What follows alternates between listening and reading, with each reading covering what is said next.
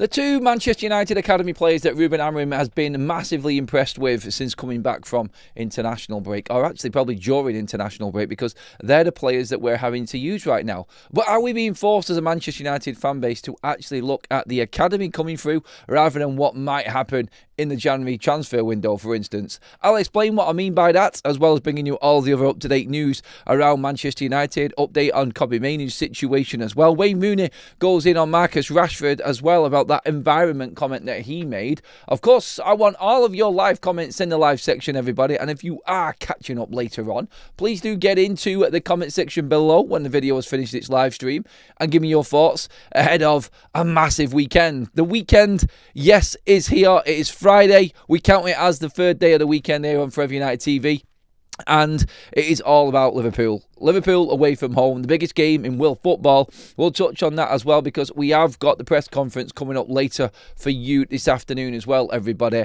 This feels like the calm before the storm this morning, talking about the happy things, the good things. The Man United Academy players coming through into Ruben Amorim's first team squad that might actually be good enough to feature this season. I'm going to talk about that in detail, but in terms of the calm, I expect a storm. I expect a lot to happen this weekend. I do think that this is going to be a blockbuster. I'm actually on Sky later with a Liverpool fan talking about the game this weekend. I actually think Liverpool are nervous about this game. I really do. More on that, like I said, later on. Let's get into the news on the two academy players that Ruben Amorim has been very, very impressed with. And this has come again from the reports from yesterday on top of what we already have spoken about. Now, we've touched on Shea Lacey again in the previous videos this week, and we have got into quite a bit of detail as to where he's at, where we expect him to actually feature for Manchester United. But let's start with Jack Fletcher, obviously one of the twins of a famous Manchester United academy player, Darren Fletcher, who is now coaching the under-18s. Now, Jack is in the under-21, so too is Tyler, the twins. They're in Manchester United's academy right now, so they have obviously come out of the under-18s where Fletcher is. That would be strange, wouldn't it?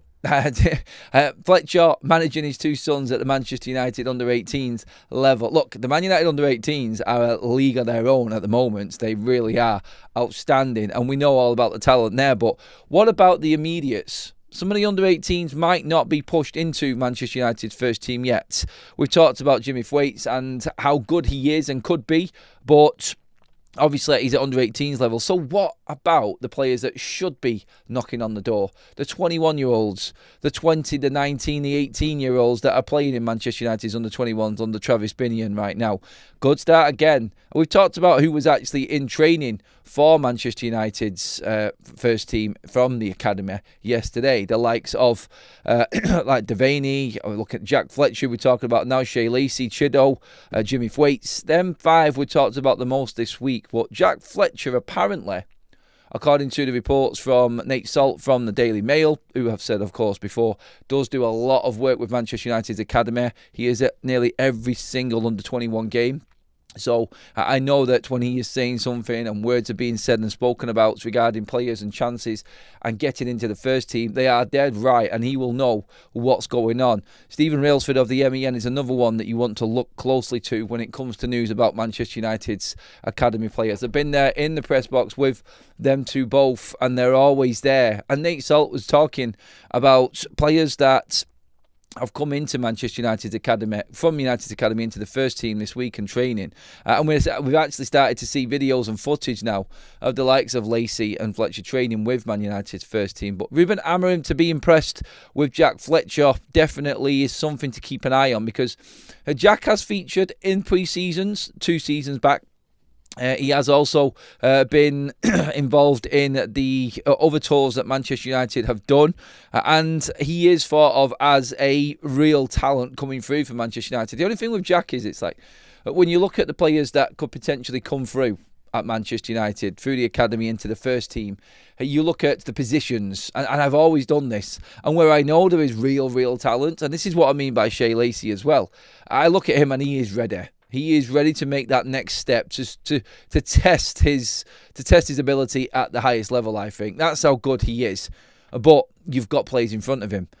For instance, when we're talking about Sekou Kone or Jimmy Thwaites, holding midfielders, masters of that trade, and United having a real lack in numbers in that department, they're the ones that we'll get a little bit more excited about. Jack Fletcher is an 8 by trade. He can play 10. He is an attacking type of midfielder. Look, I'm not saying that he cannot play 6. I just think that his attributes are box to box. He's like his dad. He's got an engine on him and he can run forever and a day, but he has got raw quality, this lad, and he has scored some absolute belters in the under-18s and 21s. He is one of the better players we've got right now. I'm not saying he's better than any of the other players in that academy right now. I'm just saying that Jack Fletcher is definitely one that I think has featured or been on the cusp of or has been integrated into United's first team probably a little bit more than some of the other names that Kone or the Thwaites type of character anyway. But his game is good. His game is very composed. He is excellent on the ball. Press resistance, I think at this level where he's at now, 100%. Whether or not that can transfer into first team football, these are the conversations we need to be having. This is where we just don't know. We don't know if this player is going to make it, but you never know until you try. And when them players do come into Manchester United's training schedule for the first team and then perhaps maybe make it onto the bench and at first team, I think we need to be comfortable. I actually do believe that Ruben Amorim wants to be in a more comfortable position in terms of results, form and I'd say environment and atmosphere-wise to bring these players in. The training's great. Training is obviously pressureless and you are just competing against your own players. Look, I'm not saying don't compete and don't train hard, but there isn't any pressure on. The problem you've got right now is the environment in which has been created by this first team and the problems that we've got until that is ready to go. And I don't want to say that it's not, or hope that it's not going to be, because we can't make these academy lads wait forever and a day. This is why I had the big problem about the Harry Maguires and Luke Shaws and Casemiro's potentially staying at Manchester United. It's just time. It's time. And I think, yes, where there is that leadership quality in certain players and there is something in keeping hold of Manchester United players of a certain age, I get that, but we also do want to see what these lads can do. And it's all right somebody saying, this lad might not have it. This lad hasn't really impressed in pre-season. This lad hasn't impressed in the under-18s, the under-21s, or in training and stuff like that. I'm telling you right now, some players just thrive when they go out onto that pitch, and you never know until they step foot onto that pitch on a weekend in the Premier League with United's first team players with the pressure on. You're never going to know. You can look at attributes, but it's mentally that these players have to have it. And I think this is what Manchester United are working on in particular behind the scenes in Man United's academy. And we are getting a different crop of players. For instance, we're going to talk about Marcus Rashford again in a bit on this show. I just think they're being brought through in a completely different environment, a different way than what it was before. And I know for certain from being in and amongst it and speaking to staff at Manchester United that there is a massive push from Man United's academy side to make sure that these players are more than ready to make that step up, not just thrust into the limelight and given the world. They have to be absolutely bang on ready, mentally prepared to come into Man United's first 11, because that is where it is going to count. So as you look at it, I think Jack Fletcher on this, where I'm not saying it's because of Darren Fletcher, because he's in a different part of Man United's academy, so you can't say it's just because it's Fletcher and same DNA and whatnot, and he's coming through, he's just going to be like his dad. Look, I'd take a Darren Fletcher right now in this Man United side. He was never my favourite player, but I'd take a steady Eddie player in that holding midfield role right now. I just don't know if Jack is the perfect holding midfield type of player, and I think there are just, when you get excited about academy players, which I do, admittedly, and sometimes some people will say I get a little bit overexcited. I can't help it. I love seeing young talent come through Manchester United's academy, and I want to see more of it. I just want it to be right, and I want it to be right for them, to be given that opportunity and the right timing and environment for them to thrive. Not just, Cobbett, we're desperate, in you go against Everton. Yes, he had a fantastic game. I think that is where we've gone wrong. And like I said before, though, like, you don't know until you try them in this in this team and in this environment. But the point I'm trying to make is make sure that you have got the right player for the right position. Don't just bring a lad through and put him into a position where he's probably not used to. Don't bring him through and play him in a 6 when he's better at 8. Make sure that it's the right man for that role. And for the sake of bringing somebody through because we want to see something different and something new, don't do it. Don't do it. Make sure that it's bang on. Make sure that it's right. Jack Fletcher is a great player, by the way. I think he will be good. Whether he makes it United or not, we're never going to know, I don't think. But Fletcher impressing is definitely, for me, a good sign that he stepped up again because he has been in and about Manchester United's first team for a bit now. So that is positive on that. Maybe we'll see him, maybe we won't. Look, if he's an 8, then he's right up against it. And I want to big him up. But again, he's got Cobby in front of him. He's got Bruno Fernandes in front of him as well. That's how I see Jack Fletcher. He's not a holding midfielder, I don't think, personally. And some people who watch the academy may think, oh, he's still got them qualities to play at 6. I just don't want to be desperately throwing players in to a position just because it's a new face and it's a new name. I want to make sure that it's bang on. So let's look after them properly and let's make sure that we bring them in their right positions. Because don't forget, we have spoken about this before. The academies don't play the same system and formation that Ruben Amorim does. So again, you've got that integration to deal with. They play to bring out the best qualities in their players and the formations that fit them, not what Man United are doing for Ruben. The whole push from the academy was that they just develop the players and give them the best chance playing in the best system they feel works for them. And then they can be handpicked out of that academy and brought into Manchester United's first team and then used in the best way. But it's about making sure that blend from what they've been doing in the under-18s and the academy and under-21s and then bringing them into Man United's first team off the attributes that have been seen to fit into a position that best suits them. I don't think Jack Fletcher is going to see much game time for Manchester United this season unless we get injuries. But then again, when you look at Shea Lacey, that could be a different ball game. And the reason why he has probably got a better chance is not just because he's jumped into England first team training, surprisingly, with Thomas Tuchel the other day. Loved that, by the way. That was brilliant. But I think it's because we've got AFCON coming up. And we've got 2 number 10s that are going to be elsewhere in AFCON for 5 to 6 games potentially in Ahmad and Brian and Mbeumo. I think Shea Lacey has got a real chance of featuring for Manchester United. And this is what Nate Salt was saying last night, and this is what we was talking about last night, in that the opportunity for Shea Lacey is greater because of the position he plays. Now, straight away you would be thinking 10s, well, we got an abundance of 10s. I actually do believe by the time that AFCON comes around, Manchester United will be letting go of Joshua Zirkzee. I think his time at United is done. Personally, I'm going to be brutal with that and just be completely honest how I'm feeling right now. He's not going to play for United. He's got no chance. He's got absolutely no chance. And in this season in particular, look, if we had Europa League football or any form of European football this season, I would say that Joshua Zirkzee had a chance. Rotation would have been needed. I think he would have got more game time. But while Man United are not in Europe, while Man United are just playing 1 game a week, we're not going to see Zirkzee. He wants to be in the World Cup squad. So I think come December, January, Shea Lacey might actually be in ahead of Zirkzee because I think United are, I think they're pushing a move for Zirkzee to leave because he cannot stay. He cannot stay at Manchester United. So when you look at that, that all of a sudden opens up for Shea Lacey to come into the side. And the FA Cup coming around as well. More games, obviously. No winter break anymore. And I think it is the perfect opportunity for Ruben to bring Lacey through. And I think he'll fit in one of them 10 roles. I do think that's where he's going to try playing him. I don't see him going wing back. He's definitely not a striker. And personally, with the way that he plays, usually out wide, off the front man, I don't see him fitting into the midfield either. I don't think he's the right right profile of player to come in there. But Mbeumo and Ahmad missing for over a month, that could definitely bring the opportunity that Shea Lacey needs, and I think is definitely ahead of everyone else in that Manchester United academy right now.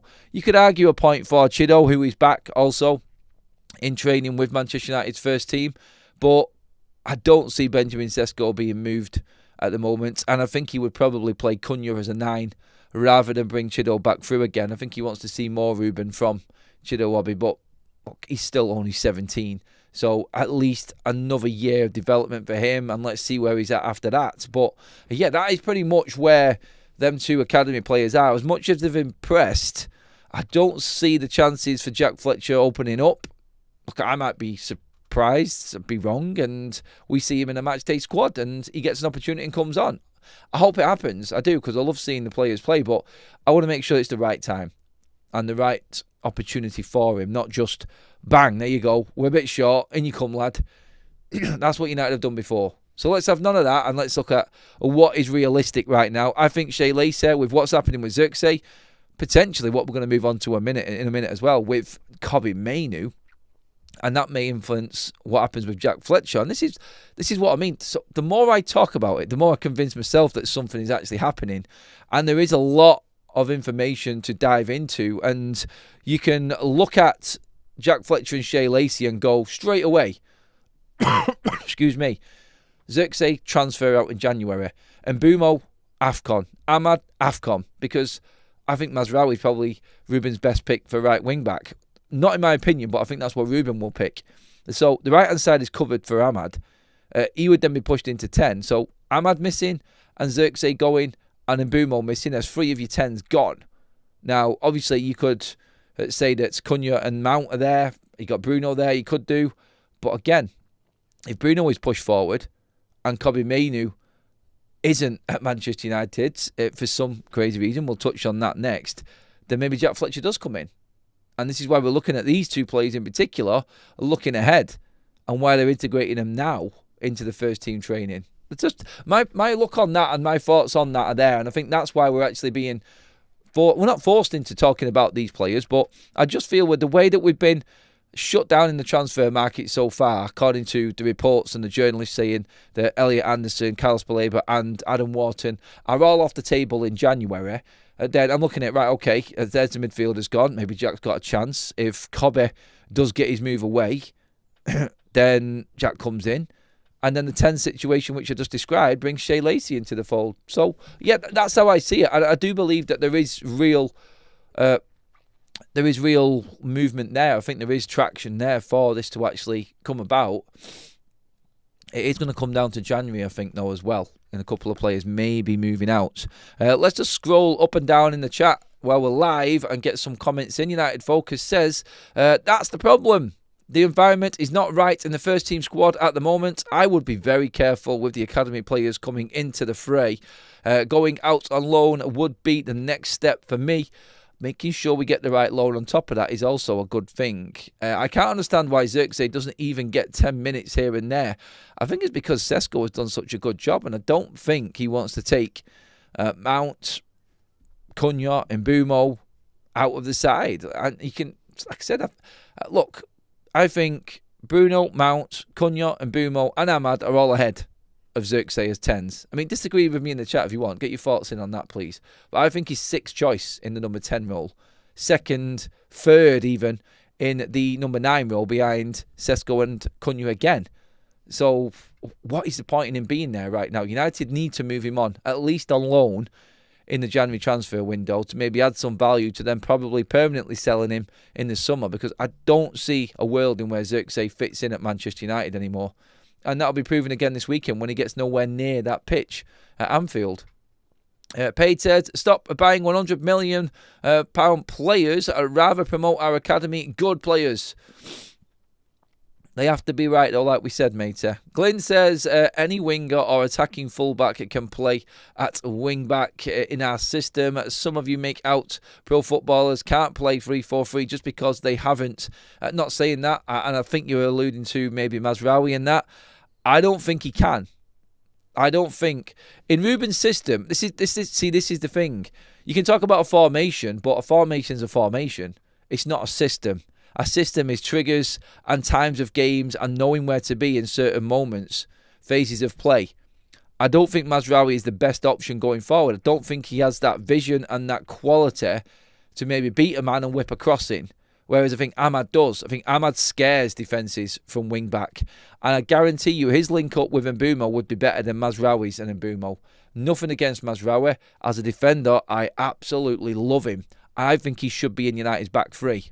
I think his aggression and the way he plays, he is a starter for me in that 11, week in, week out. So I'm not having to go at Mazraoui and his role and what he can and can't do.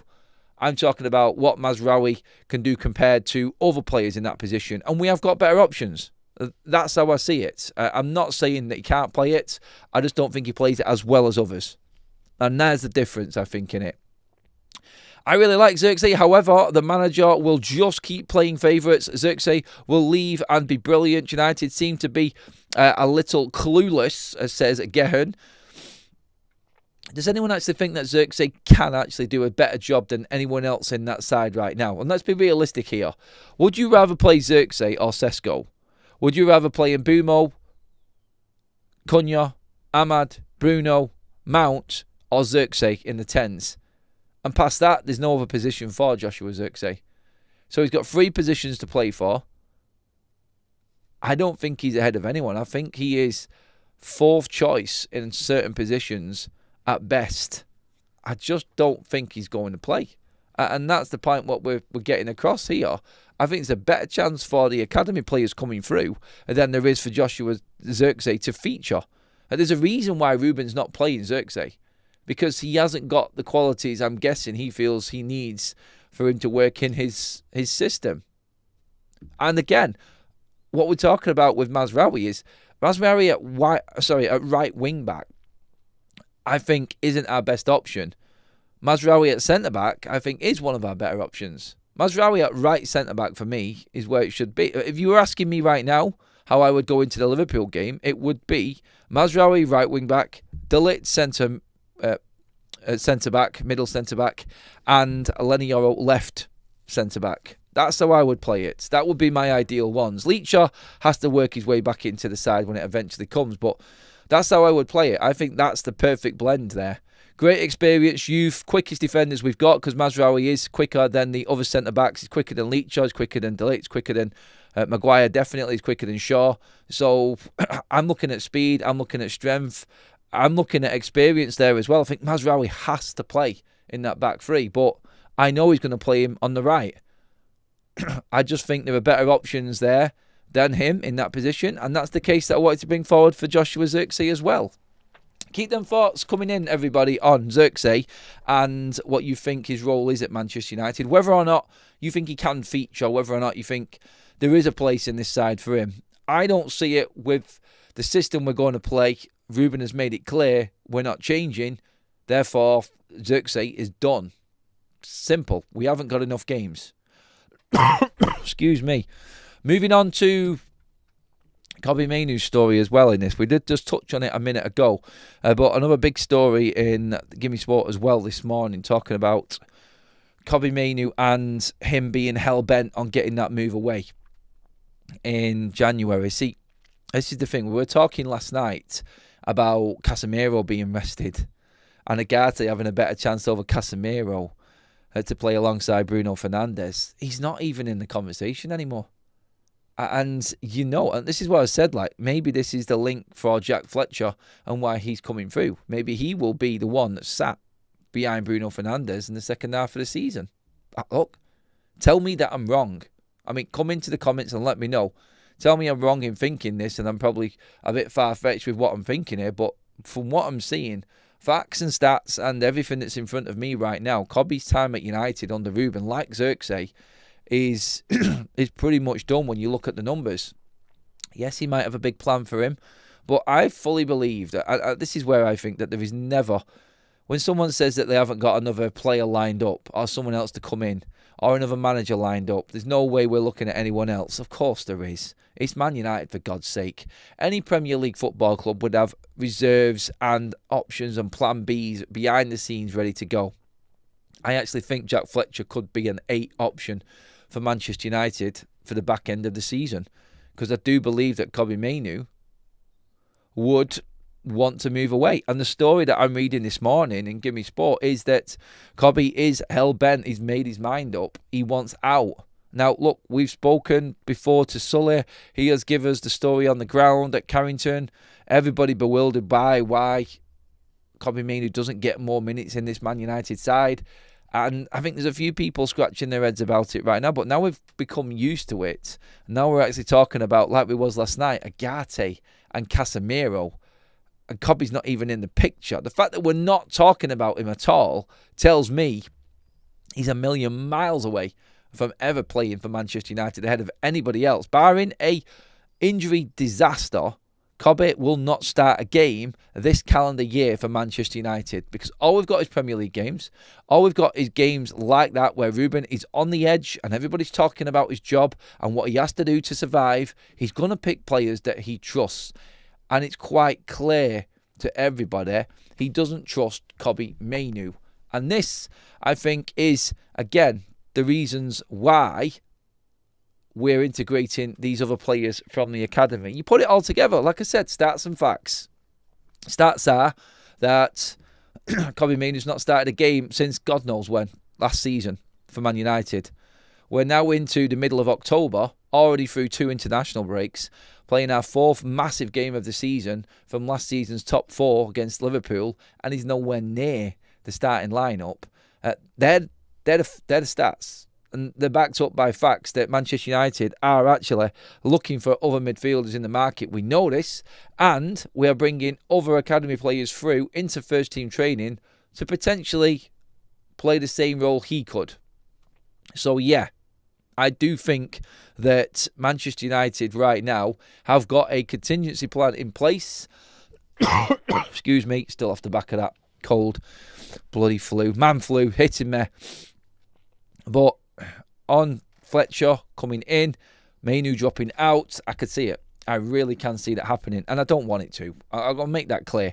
Anyone who thinks that I'm trying to drive Kobbie out of the club, look, if he's not prepared to fight for his place at Manchester United, I don't blame him if he's never going to get in the side. Look, it's not fair if he's fighting against Bruno, and Bruno has stinker after stinker after stinker. Look, I'll back Bruno, and I did it again the other day against other people, needlessly bringing him into a conversation.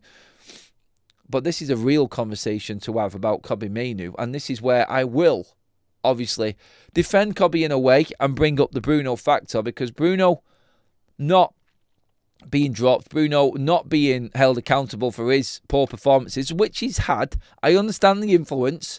I get the fact that he can do anything on any given day, but has Kobbie not done this as well with what he has done in games where he's won games out of nothing, popped up on the scene, scored a late goal?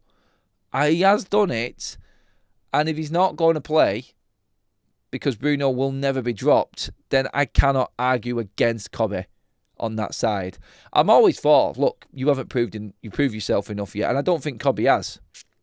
But you still got to look at the situation with Bruno Fernandes and go, that one isn't quite fair on Kobbie, and I can see why he might want to leave on loan in January. So it's being balanced probably, isn't it? It's being balanced in the argument, and I think I've put the stats and facts across there that argue the point for and against him, but the ones for Kobbie Mainoo leaving at the moment are outweighing the ones against.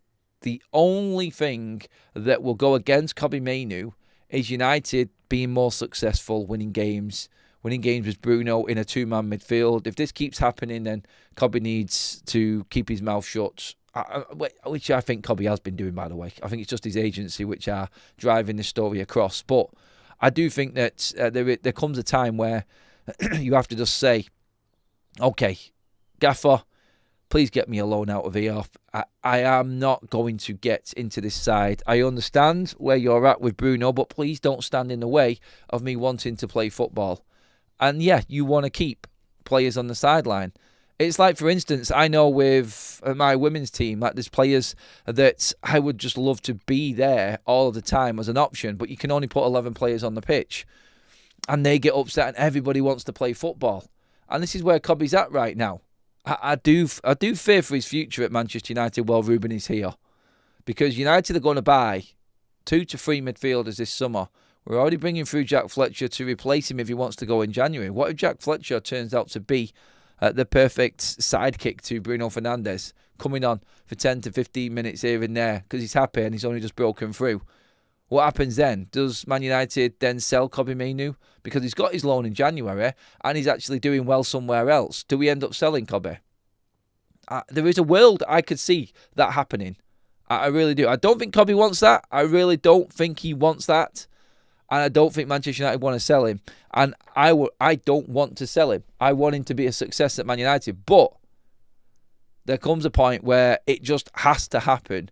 And I think that is probably more a reality than a Kobbie featuring for longer. Obviously, if Bruno leaves in the summer, everything opens up completely. And Kobbie's got a brilliant chance of being Man United's number 8 for years to come, if he can adapt to that role. Still, there's a lot of people that will say, what's Kobbie done to prove that he belongs in that position? And that's what you're always going to be up against. I'm in the middle right now with this one, with him anyway. Adam, if Kobbie was Portuguese, he would be playing. Oh, that is a harsh one there from Sean. He's gone right in there on Ruben and his favourites. Carl says, Mainoo's days are numbered. He's 4th choice centre midfielder in this midfield. If he can't get in at this team, he's never playing a minute and now or in the future. Joe says, Adam, do you think Mazraoui could do a job in midfield as he is strong, athletic, fast? Also, Xerxes and Sesko would be a great in a 4-4-2. They are both absolute units. If Ruben changed his ways, we'd improve. I would probably play Bruno in the 4-4-2 as the 10, to be honest. That would be the ideal position for Bruno Fernandes. Just let him run around like a headless chicken, pressing as a number 10 and doing his bits there. But you're right. A world in which you've got Xerxes and Sesko in your 10s, that would be a scary one for most teams to come up against. 2 absolute units, and them 2 would absolutely, they would terrify defences. Let's get a few more comments in on this subject. I'm moving in all the way, but I'm concerned about the youth development. It seems to be going downhill on young players in the first team squad. I think he's still got to get rid of a few players, like we've just been talking about there. There's a few players that need to leave before some more academy players can come through. And like we said, January, AFCON, transfer window, that could open up the door for potentially the likes of Shea Lacey and Jack Fletcher. Quite clearly, it's there and is a real opportunity for them too. So, let's see what happens coming them months anyway. Okay, moving on to what Wayne Rooney said about Marcus Rashford. And again, Marcus Rashford, he says he's proud that he is Barcelona's leading goal and assist make-off, let's just call it, in Barcelona right now. He still feels like he can give more, and he's not at his peak yet, but he's close to his peak. Well, Wayne Rooney has been talking about... In fact, let me just bring up what Marcus Rashford actually said. I'm happy to be Barcelona's top scorer and assists right now, but I know I can still do better. I haven't reached my limit yet, though I am getting close to it. Wayne Rooney on this actually says, I think, because Rashford was talking about the environment, wasn't he? Wayne Rooney said, I think the environment hasn't been ideal, but that's also your responsibility. If you don't play well, you're put on the bench. It's easier to blame the environment, whether justified or not. It all depends on how you get involved. Well said, Wazza. Keep it coming, mate. We know he can do more. He can turn...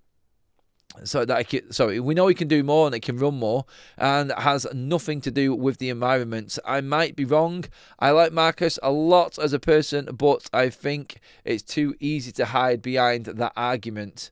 So, again, realistically, you've got a former Manchester United legend there talking about Marcus Rashford and what he's not doing. And again, it's bang on the money. He could be doing more. And he just looks like he's using Manchester United as the excuse again on this one. Rashford's also been talking about Cristiano Ronaldo. Cristiano is a player who represented his country the most and in the best way possible. I was lucky to play with him. Watching him up close taught me what it means to stay at the top for so many years. You absolute... Oh, God, that line alone there. Look, Just on the Ronaldo-Rashford comment there, Marcus Rashford was probably one of them players that didn't want to listen. And I'm guessing, I know, and it sounds like I'm having a dig, but I'm sorry. If Marcus Rashford's looking at Ronaldo and using him as the benchmark, the model professional of elite football, and then after that you're doing what you've done, not turning up to training on time, being too intoxicated to actually train, that's not Cristiano Ronaldo, mate. Don't even talk about him in the same breath. I had my issues with Ronaldo when he was at United. Everybody knows this. But I'm sorry, Marcus. Don't even mention Cristiano Ronaldo in the same breath as what you've learnt from and what he's taught you, because you have gone the complete opposite way, mate. You just listen to what Wayne Rooney said there, and Wayne Rooney will come out and say, in terms of what Cristiano Ronaldo was doing and how he got to where he is now, and how he's earned his fortune and his status in world football, that is through absolute graft and sacrifice. And Marcus Rashford, I don't think, is willing to pay that sacrifice. So, yeah, I find that a little bit embarrassing for Marcus Rashford in them comments. But look, everyone's talking to him now because he's over in Spain. And it's expected. Again, I want Marcus to do well. I want him to smash it at Barcelona. But Wayne Rooney's right with Marcus. He never wanted to put that extra effort in. He never wanted to give his all for Manchester United, and that will always be Marcus Rashford, and that's how he will always be remembered. Not for his great start to his Manchester United career. He'll be remembered as the man that left Manchester United under one of the biggest clouds ever and wasted his career. That's my opinion on that anyway. Let's get some more comments in, everybody, please. Let's see what we've got here. No, they shouldn't be coming in and starting. They should be getting fed into the first team properly. Throwing them in as if they are experienced first teamers is what sets them up to fail. Talking about the academy players coming through. Rashford isn't fooling any United fan with a memory. No, he's not. That from Grandpa70. Is Mainu really that good? Question mark. Could he really play in a midfield too? That's the question, and that's probably why Ruben hasn't got him in his side right now. He doesn't think he can play in a midfield too. A bit out there, but what if we do a Newcastle and convert Xerxes like Newcastle did with Joe Linton? I don't think he's got the engine, mate. Look, I don't want to say he hasn't, but let's look at the reality. I think, has he got the ability to tackle? Has he got the strength to link play? Yeah, he's got the strength to link up play. Has he got the engine? I don't think he has. Has he got the speed? I don't think he has. So no, it is a bit out there, mate. I can see what you're trying to say, but yeah, I don't think so anyway. Mazraoui will be at AFCON as well. It's a good point, that actually, in terms of right wing back. You could actually see Dorgu on one side and Dallo on the other at one point. And that, again, I think opens up another opportunity for a Man United Academy player. I did forget about Mazraoui when talking about Ahmad before in AFCON. So we're losing Mazar, we're losing Ahmad and Mbumo for AFCON. 3 first-team regulars. So maybe opportunities will come into the United first team for some academy players. We shall see, of course, won't we? Don't forget, everybody, make sure that you grab your opportunity now to hit your match bingo bonus booster. Well, what I mean by that is if you download the Match Bingo app now using the QR code on the screen or the link in the live chat or description if you're catching up later on, create your free account, deposit £10. In that deposit section, you will see a promo code option.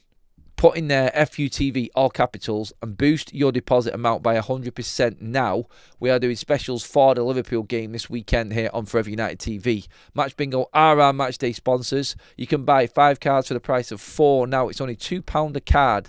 So if you put your £10 in, boost that, double your money instantly, giving you a greater chance to put on a few more cards on other games. Get involved with your mates. It is a load of fun. The game plays itself. Match events are crossed off your bingo card. If you make a line 5 in a row, you get 25 quid. Double that again if you make another line. And then if you hit the jackpot, anything up to £300 could be in your skyrocket watching the game this weekend, everybody. And I've made the pitch about us actually winning on match bingo because Man United might not. Of course I want United to win, but wouldn't it just be nice to have a bit more money in your back pocket as well? Look, please gamble aware, obviously. Make sure you're 18 above and make sure you're a UK resident to play the game.